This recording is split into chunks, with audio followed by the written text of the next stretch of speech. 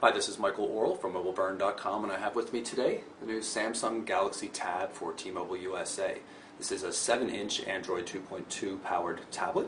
It supports 3G data, and it's available now for $399 with a contract. So here's the Galaxy Tab box. Open it up. Galaxy Tab itself, and let's see what the other contents are. It doesn't appear to be too much. Looks like we've got the US power adapter. Appears to slide in like so. A little bit bigger than we see on some of the other devices.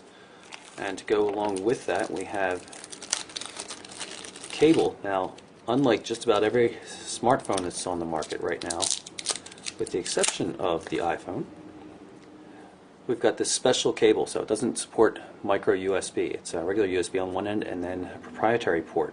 And I imagine this is because they have accessories like an HDMI dock, and they also have a keyboard and things like that that they're planning to offer. Other than that, we've just got warranty information, terms and conditions, and the start guide. So here is the Galaxy Tab. I'll just turn it on so you can get a quick look at the screen. Let's take a look at some of the hardware features. Down here at the bottom of the screen we have menu, home, back, and search. Up top you will see a light sensor as well as a forward-facing camera for video conferencing. Left-hand edge, not too much going on here. You can see a microphone hole. Obviously you're not using this as a phone, so you're not going to be talking directly into it, so it makes sense of the placement there. There's also a 3.5mm stereo headphone port. On the right-hand edge, a number of things. There's the previously shown power button, volume control. There's the covers for the micro SD memory card as well as the SIM card. Let's open up so you can see it. I'm not going to pop it out there because we're live on the network right now. 16 gig of storage built into this device, and but you can supply your own micro SD card to expand that if you wish. On the bottom we have two speaker ports here for sound, and one of the things that's actually bothered me a bit about this device and using it, it doesn't use standard micro USB or even mini USB for charging. It has a proprietary Samsung port. I understand how that makes it compatible with accessories they're building, such as the full QWERTY keyboard and everything.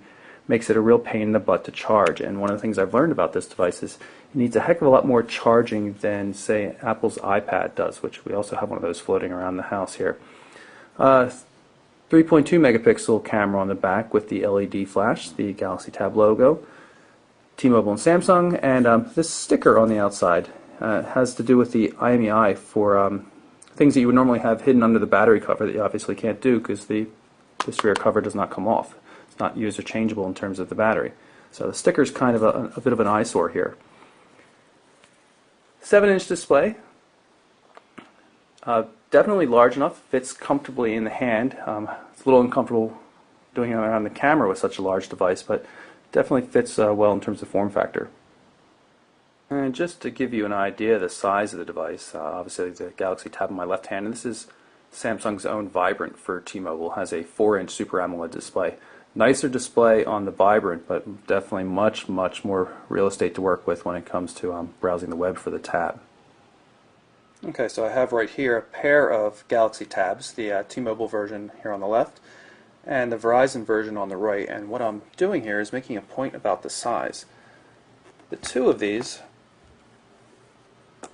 are sitting on an Apple iPad. You can see it's almost exactly two of those Galaxy Tabs will fit on the Apple iPad. iPad is a significantly larger device, and just for the record, all the devices are running at maximum brightness right now, so you get a kind of a fair comparison here. Since the Tab works in both landscape and portrait modes, I'm going to use landscape mode just because it's a little bit better fit for the video camera. You can see I did a pinch gesture on the home screen to pull up the home screen manager. You can use this to rearrange or add new home screen panels. You can also get rid of them or quickly switch to them. Let me delete that one out. I'll drag it over to the remove icon and tap on this one. This is the daily briefing widget. Has calendar information, weather information, AP news, and you see it reformats to switch up things when it comes to portrait versus landscape mode, which is kind of cool. I'll pull up the main menu here. Since this is a TouchFlow 3 device, got multiple panels for the home screen. You can also edit them. You can actually uninstall applications right here from the main menu once you're in edit mode, which is pretty cool. You can also rearrange things, long press and drag it around, and I could even take this and drag it onto a new tab altogether. Now you can see we have 4 main menu panels. The pre-installed apps that you cannot uninstall obviously don't have the little minus sign indicator there. I'll pull up the calendar so you can see one of the applications Samsung has customized to work better on the widescreen format and just more tablet friendly, I guess. You can see here we've got the monthly calendar over here and highlights from that particular day, whichever you tap on. You can go into portrait mode and it rearranges the screen so as the previews end up below it, which is kind of cool. Calendar works pretty well.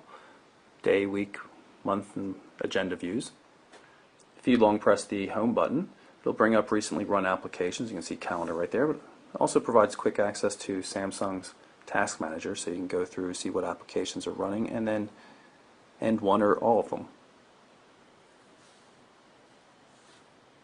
You can also gain access to information for uninstalling, and obviously I can't uninstall there. Let's go to Google Voice. You can see I can uninstall it. You can, with compatible applications, you can move the application to SD card just as if you went through the settings menu. Pull down the notification area curtain so you can see the toggle buttons for things like orientation lock. So as no matter how you twist and turn, say you're trying to read upside down in bed, the tablet will behave. Brightness controls, easily put it into auto mode, which saves battery, or manually set the brightness. And of course all notifications, such as the new Gmail message I have.